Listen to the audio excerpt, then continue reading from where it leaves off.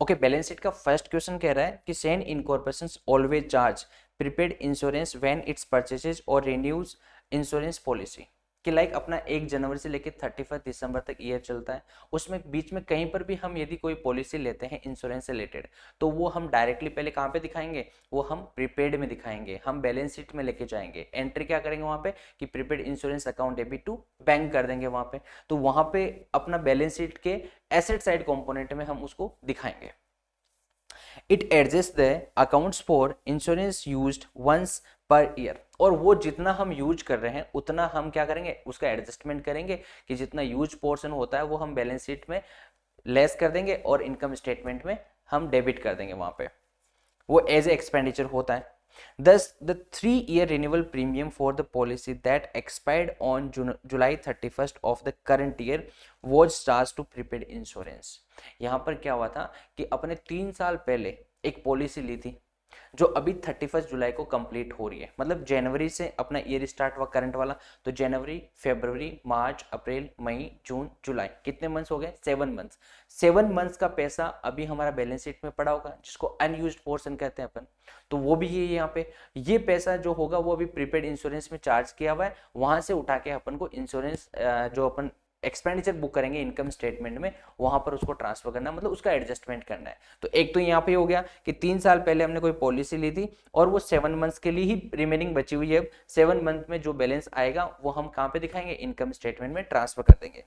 The 3 year renewal policy cost of 63,000, अभी जो हम रिन्यूअल करवा रहे हैं पॉलिसी, जुलाई को अपना पुरानी पॉलिसी एक्सपायर हो चुकी है, तो हम 1 अगस्त को नई पॉलिसी जो लेंगे उसकी कॉस्ट है 63,000, $27,000 from the $36,000 it had cost 3 years earlier. 3 साल पहले हमने जो कॉस्ट ली थी या जो पॉलिसी ली थी वो हमारे $36,000 की थी। अब देखो यहाँ पर $36,000 की हमने 3 साल पहले ली, तो आप निकाल सकते हो पर मंथ हमारे पास जो पॉलिसी है उसकी कॉस्ट कितनी आएगी, तो 36,000 डिवाइडेड बाय हम 3 साल, यानी 3 ईयर में कितने मंथ्स होते हैं, 36, तो अपने पास पर मंथ $1,000 की कॉस्ट लग रही है, मतलब इतना हम यूज कर रहे हैं। देखो पुराने 2 सालों में तो हमने पूरा एडजस्टमेंट कर दिया, अभी जो रिसेंट में जो चल रहा है, रिसेंट में हमारे पास 7 मंथ की पॉलिसी जो बाकी थी वही बैलेंस शीट में पड़ी हुई है इस 36,000 में से, तो 36,000 में से 1,000 एवरी मंथ का लग रहा है, तो 7 मंथ का कॉस्ट कितना पड़ा होगा, 7,000।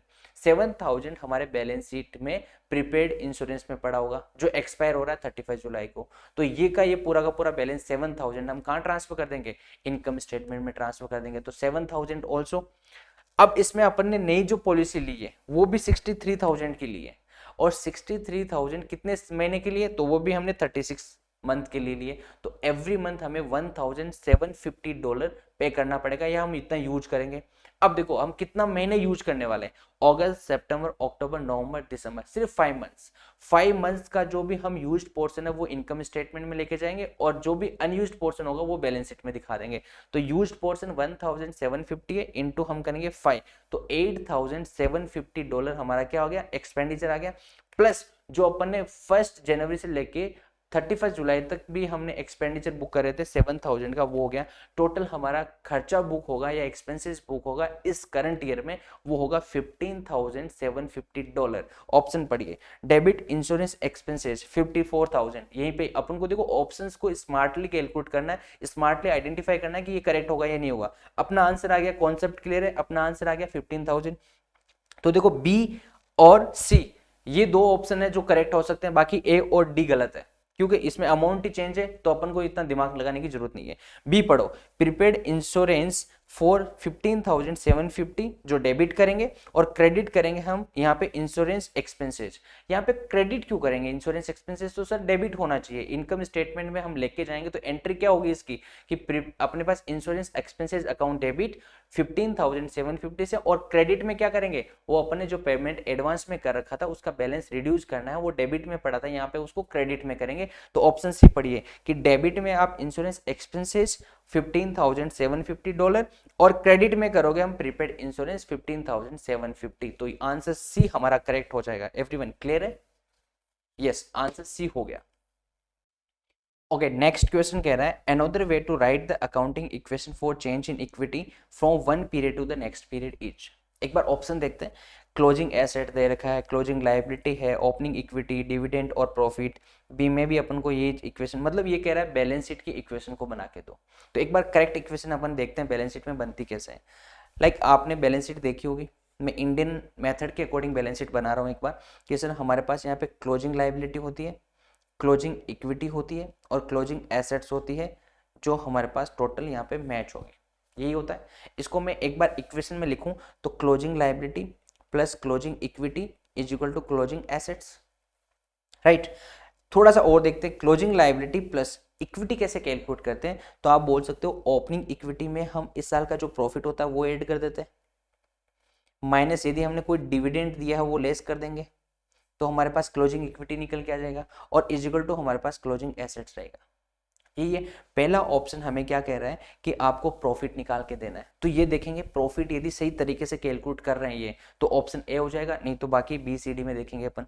तो एक बार ऑप्शन ए को सही तरीके से समझते हैं। यहाँ पे प्रॉफिट कैलकुलेट कर रहा है, तो profit is equal to closing assets minus, ये देखो ये इधर जो भी आइटम है पूरा का पूरा उस तरफ जाएगा, तो इनका प्लस माइनस चेंज हो जाएगा। ये क्लोजिंग लाइबिलिटी है वो अभी प्लस में है, तो इधर आते ही माइनस में हो जाएगी। ये ओपनिंग इक्विटी प्लस में है, तो उधर आते हैं हमारे पास ओपनिंग इक्विटी माइनस में हो जाएगी। प्रॉफिट हम कैलकुलेट कर रहे हैं, डिविडेंड माइनस में दे रखा है, तो इधर आके प्लस में हो जाएगा डिविडेंड। ये हमारे पास एक इक्वेशन बन गई है। तो ये इक्वेशन क्या कर रही है, प्रॉफिट बता रखा है कि क्लोजिंग अपने पास जो एसेट्स होती है उसमें से क्लोजिंग लाइबिलिटी को लेस करना है और ओपनिंग इक्विटी को लेस करना है, और डिविडेंड जो दे रहे हैं उसको हम ऐड कर देंगे तो प्रॉफिट निकल के आ जाएगा। देखो पहली इक्वेशन क्या कह रही है, closing assets minus closing liability minus closing opening equity plus dividend और इज इक्वल टू प्रॉफिट। तो हमें ये सही तरीके से आंसर ए राइट हो जाएगा हमारा। एक बार बी देखते हैं, क्लोजिंग एसेट्स माइनस प्रॉफिट और माइनस डिविडेंड। देखो यहाँ पे देखते ही हम उनको आइडेंटिफाई हो रहा है कि प्रॉफिट भी माइनस हो रहा है, डिविडेंड भी माइनस हो रहा है। ये दोनों एक साथ नहीं हो सकते, क्योंकि इनमें जो रिलेशन होता है ना वो इनवर्स होता है। एक प्रॉफिट ऐड होगा तो डिविडेंड लेस ही होगा, तो माइनस माइनस यहाँ पे ऑप्शन बी गलत हो जाएगा। सी क्या कह रहा है, closing assets plus profit minus dividend minus closing liability is equal to closing equity. देखो क्लोजिंग इक्विटी यदि कैलकुलेट करते हैं तो ये डिविडेंड डिविडेंड ऑलरेडी एडजस्ट हो रखा है इनमें पहले से ही। तो डिविडेंड जब क्लोजिंग इक्विटी हम निकालेंगे तो ओनली अपन कह सकते हैं closing assets minus closing liability कर दो, और अब आपको निकालने की जरूरत ही नहीं है। यहाँ पे इसने कोई ओपनिंग इक्विटी के नाम ही नहीं दिया, तो क्लोजिंग इक्विटी तो वहीं से निकल के आ गई। प्रॉफिट और डिविडेंड पहले से उनमें एडजस्ट हो रखा है, तो ऑप्शन सी भी गलत। डी क्या कह रहा है, closing assets minus closing liability minus dividend is equal to opening equity plus कह सकते हैं प्रॉफिट। देखो ये क्या कर रहा है, अपन को ओपनिंग इक्विटी प्लस प्रॉफिट की बात कर रहा है कि ये दोनों निकालना है। तो एक काम करिए, अपन क्या करेंगे, ये जो आइटम है यहाँ पे ये वाला जो निकाला था ये वाला यहीं पे रखते हैं, closing liability plus opening equity plus profit minus dividend, और अपन कह रहे हैं क्लोजिंग एसेट्स। ये अपन को क्या पूछ रहा है, यहाँ पर अपने पास ओपनिंग इक्विटी और प्लस प्रॉफिट वाला इज इक्वल टू निकालना है।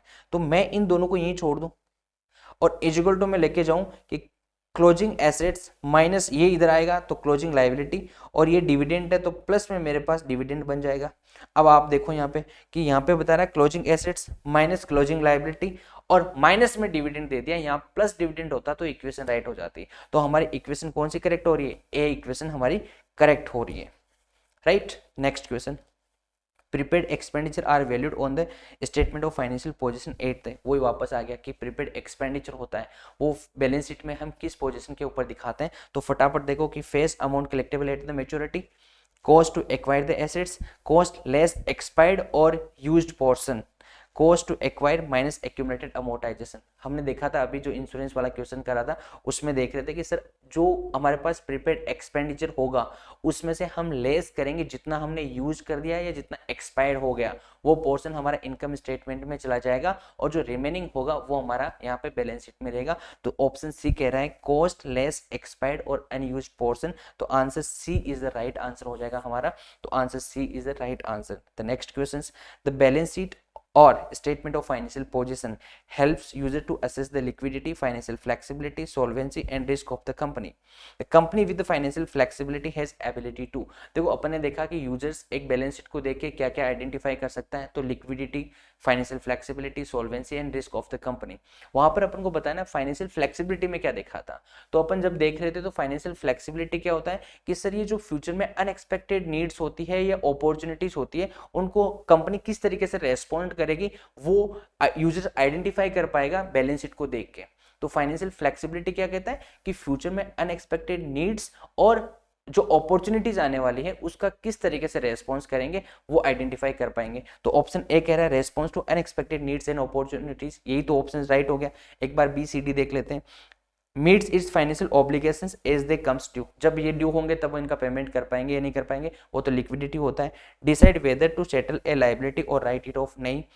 Choose the valuation method it will use to report its assets, कि हम जो एसेट्स के ऊपर कोई एसेट्स खरीदेंगे उसका वैल्यूएशन मेथड ये फाइनेंशियल फ्लेक्सिबिलिटी बताता है। सर वो कैसे बताएगा, लाइक अपन इन्वेंट्री है उसको फीफो लिपो मेथड हम यूज करेंगे तो ये फाइनेंशियल फ्लेक्सिबिलिटी थोड़ी कहता है, वो तो अकाउंटिंग प्रिंसिपल बताते हैं अपन को, अकाउंटिंग पॉलिसीज बताती है अपन को कि आपको ये मेथड यूज करना है।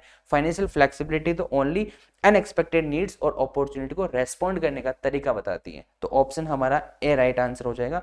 Next question, historical cost convention का मतलब क्या होता है। देखो हिस्टोरिकल कॉस्ट क्या होता है कि आपने कोई एसेट्स खरीदी पिछले 3-4 साल पहले, वो एसेट्स की जो कॉस्ट है उसी के ऊपर अपन वैल्यू दिखाते हैं, पुरानी कॉस्ट जब आपने कोई पास ट्रांजेक्शन करा है उसके ऊपर, और आज करंट में जो आपका चल रहा है जैसे मान लो उसके ऊपर डेप्रिसिएशन लगा दिया आपने तो वो करंट वाला काम हो गया। हिस्टोरिकल कॉस्ट कन्वेंशन कहता है कि पास्ट में जो आपने खरीदा उसी की कॉस्ट के ऊपर आप दिखाना, लेकिन जब आप अपना डेप्रिसिएशन और अमोर्टाइजेशन लगाते हो वो आप करंट बेस के ऊपर लगाते हो। तो हिस्टोरिकल कॉस्ट कन्वेंशन जो कॉस्ट दिखाई हुई होती है वो तो पास्ट वाली होती है, पुरानी जो अपन ने खरीदी थी वो, और करंट वाली कॉस्ट को भी यहाँ पे इंक्लूड करके चलता है ये, क्योंकि अमोर्टाइजेशन और डेप्रिसिएशन हम करंट में कैलकुलेट करते हैं ना। तो अपन सपोज करो एक कोई कंप्यूटर खरीदा, वो अपने 2 साल पहले लिया 1 लाख का, तो अपने पास कॉस्ट कितनी आएगी आज भी बैलेंस शीट में 1 लाख की आएगी, माइनस में हम क्या करेंगे एक्यूमुलेटेड डेप्रिसिएशन जो करंट में हो रहा है ना, उसी पे वैल्यू दिखाएंगे। तो हिस्टोरिकल कॉस्ट कन्वेंशन क्या है, has been replace in accounting records by system of current costing accounting, नहीं ये तो होता ही नहीं है यहाँ पे। B, value all assets at their cost to the business without any adjustment for the depreciation, ये कैसे हो जाएगा, ये कह रहा है कि आपकी जो भी एसेट्स आपने पहले खरीदी थी यहाँ पर बिना कोई एडजस्टमेंट के डेप्रिसिएशन का वो होता है हिस्टोरिकल कॉस्ट कन्वेंशन। नहीं सर, हिस्टोरिकल कॉस्ट कन्वेंशन तो आपने पुरानी कॉस्ट जब खरीदी थी वो, और उसमें जो करंट वाला एडजस्टमेंट होता है वो भी आपको यहाँ पे इंक्लूड करना पड़ेगा। ऑप्शन बी इसलिए गलत हो जाएगा। ऑप्शन सी क्या कह रहा है, fails to take into account changing prices level over the time, ये क्योंकि देखो आपने बहुत पहले कोई एसेट्स खरीदी और उसकी प्राइजेस अब चेंज हो रखी है, वो आप चेंज नहीं करते हो बैलेंस शीट में, तो इसलिए ये हिस्टोरिकल कॉस्ट कन्वेंशन हम यूज करते हैं। तो यहाँ पर इसका एक वीक पॉइंट हो सकता है कि जो मार्केट में प्राइजेस ऊपर नीचे हो रही है वो अपन अपने अकाउंट्स में नहीं लेते हैं, तो ये हिस्टोरिकल कॉस्ट कन्वेंशन होती है। ऑप्शन डी कह रहा है records only the past transaction, ये कह रहा है पास्ट ट्रांजेक्शन को रिकॉर्ड करेंगे, ओनली का मतलब आ गया, तो हमें ध्यान देना जरूरी है कि सिर्फ पास्ट ट्रांजेक्शन को इंक्लूड करेंगे क्या, तो नो, पास्ट ट्रांजेक्शन के साथ साथ में करंट में जो हम डेप्रिसिएशन और अमोर्टाइजेशन लगा रहे हैं वो भी हमारे पास यहाँ पे आएगा। तो हिस्टोरिकल कॉस्ट कन्वेंशन होता है वो पास्ट ट्रांजेक्शन को भी इंक्लूड करता है और करंट वाले ट्रांजेक्शन को भी इंक्लूड करता है, लेकिन प्राइजेस में यदि ऊपर नीचे होता है वो यहाँ पर नहीं लेगा। तो ऑप्शन सी हमारा राइट हो जाएगा। राइट, तो यहाँ पे आके देखो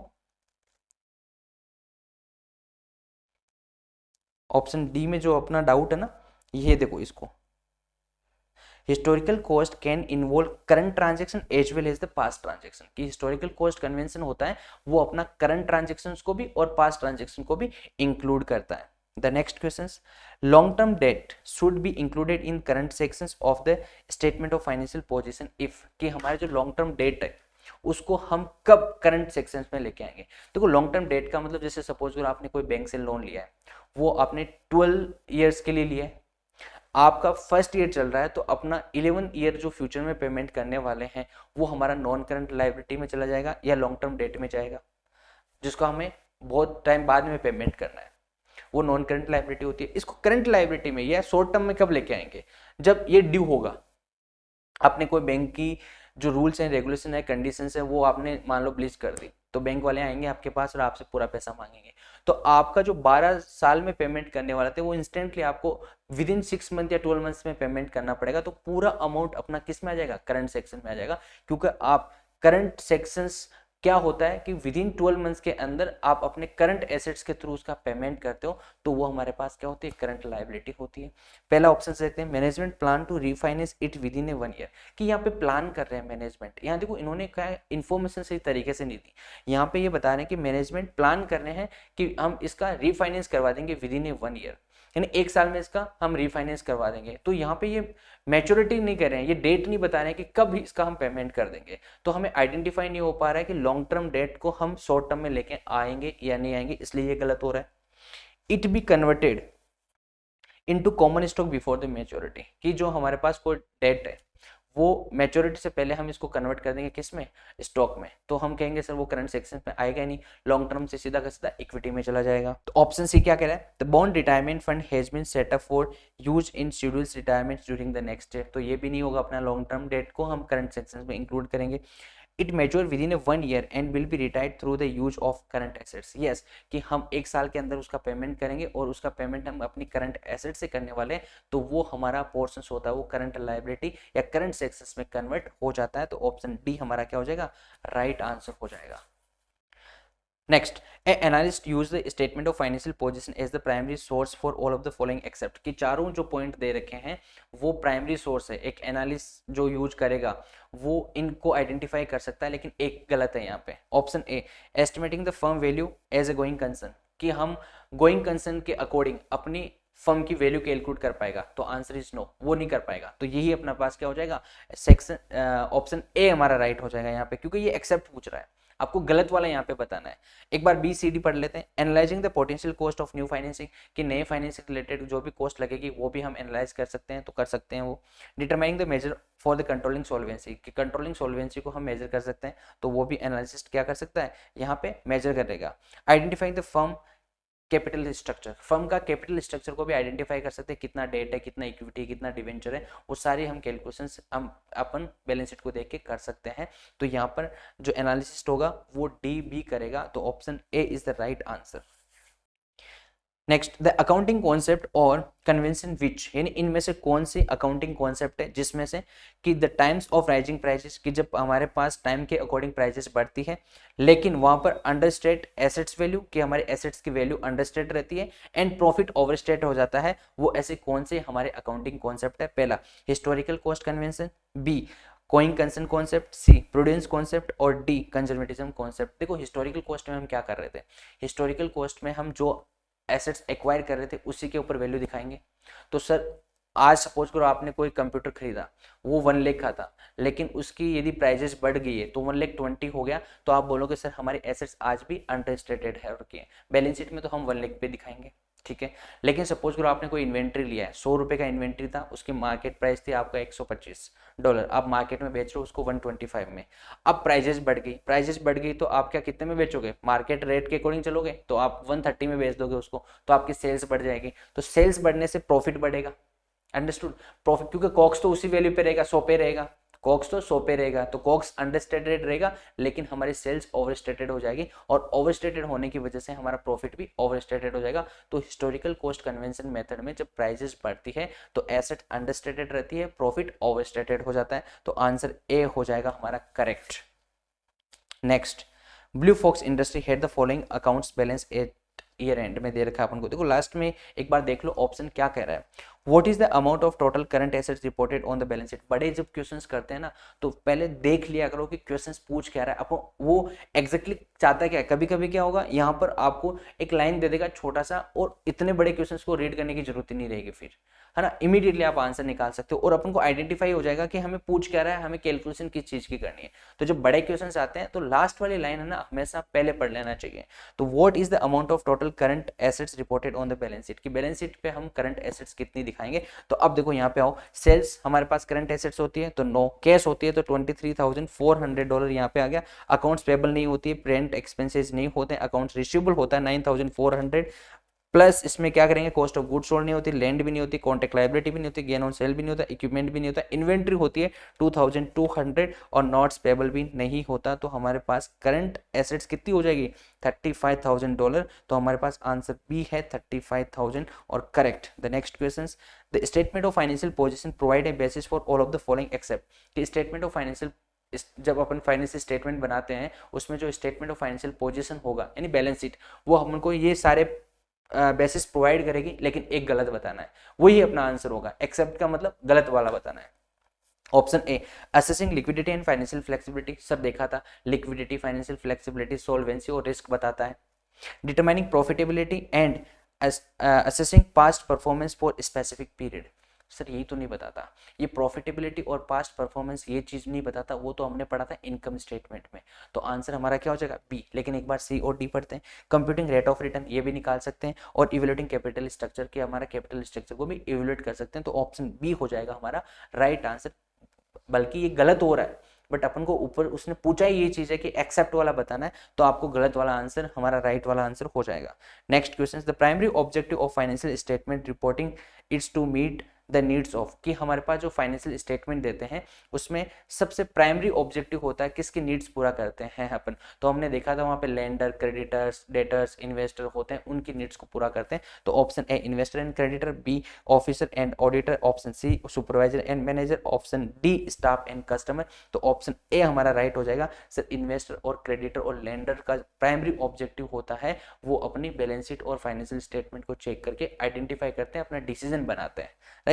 तो ऑप्शन ए हमारा क्या हो जाएगा right. The next question, in the times of rising prices what effect does the use of historical cost concept have a company's assets value and profit। देखो अपन करके आए थे ये क्वेश्चंस भी, बट आपको क्या है कि बार बार कोई रिपीटिंग क्वेश्चंस नहीं मिलेंगे, तो इसलिए आपको आइडेंटिफाई करना बहुत जरूरी है कि हिस्टोरिकल कॉस्ट कॉन्सेप्ट हम पढ़ते हैं तो सिर्फ इसमें हम क्या करते हैं, पुरानी कॉस्ट को ही हम बैलेंस शीट पे दिखाते हैं। लेकिन जब हमारी प्राइसेस बढ़ जाती है तो एसेट्स अंडरस्टेटेड रहती है, प्रॉफिट ओवरस्टेटेड हो जाता है।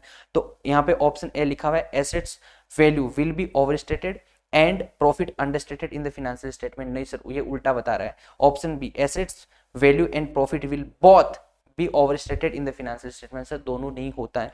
Option C assets value and profit will both understated in the financial statement. No sir, ये भी नहीं होता है। Option D the assets value will be over understated and profit is overstated in the financial statement. Sir option D हमारा क्या हो जाएगा right answer हो जाएगा।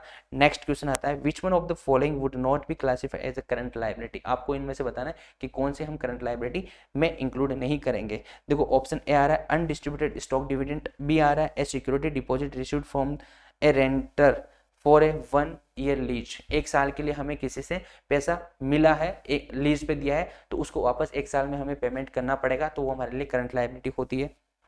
10 year bond sold 110 months ago, 10 साल के बॉन्ड्स मतलब अपन ने कब इशू करे थे, 10 साल के बॉन्ड में कितने महीने होते हैं, तो हम कहेंगे सर 120 महीने होते हैं, और 110 महीने पहले हमने इसको सोल्ड करा था, तो अब बचे कितने हैं, सिर्फ 10 महीने, और 10 महीने में वो रिटायर हो जाएंगे, तो वो हमारे लिए क्या बन जाएगी, करंट लायबिलिटी बन जाएगी। Rent for the current year issued on January 2 for the current year, जनवरी 2 को हमें पहले ही इशू हो गया, अगले अब इस पूरे महीने के लिए, तो वो करंट लायबिलिटी हो गया, एडवांस में हमें पैसा मिल चुका है। तो अपना देखो ऑप्शन ए क्या कर रहा है, undistributed stock dividend. Stock dividend क्या होता है, स्टॉक डिविडेंड एक मेमोरेंडम एंट्री पास करते हैं, ये अपने एग्जिस्टिंग शेयर होल्डर को एज ए स्टॉक देते हैं, ना कि मनी दे रहे हैं, यहाँ पे कोई डिविडेंड नहीं दे रहे हैं, यहाँ स्टॉक दे रहे हैं कि तुम्हारे पास 10 शेयर है तो हम 2 शेयर और दे रहे हैं। तो ये 2 शेयर देने से हम जो अकाउंटिंग करते हैं, यहाँ मेमोरेंडम ऑफ अकाउंटिंग होती है, यहाँ पे कोई करंट लायबिलिटी या कोई किसी भी तरीके की लायबिलिटी क्रिएट नहीं होती है, ये सिर्फ अपने एग्जिस्टिंग शेयर होल्डर को हम देते हैं। तो हमारे पास जो करंट लायबिलिटी में क्या इंक्लूड नहीं होगा, वो अनडिस्ट्रीब्यूटेड स्टॉक डिविडेंड एड नहीं होगा। तो ऑप्शन हमारा क्या हो गया राइट। ये होते बैलेंस शीट के सारे क्वेश्चंस। ओके